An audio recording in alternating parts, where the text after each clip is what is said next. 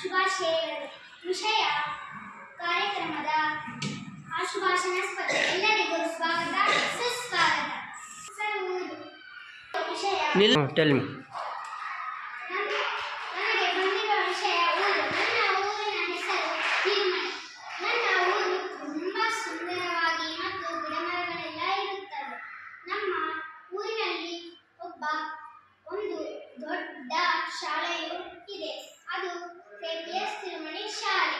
ನಮ್ಮ ಶಾಲೆ ತುಂಬಾ ಚೆನ್ನಾಗಿರುತ್ತದೆ. ನಮ್ಮ ಊರು ಸುಮಾರು 2000 ಜನರು ವಾಸವಾಗುತ್ತಿದ್ದಾರೆ. ಅವರು ತುಂಬಾ ದಯಜ್ಞಾನಿಯರು. ಅವರು ಎಲ್ಲರೂ ರೈತರಾಗಿದ್ದಾರೆ.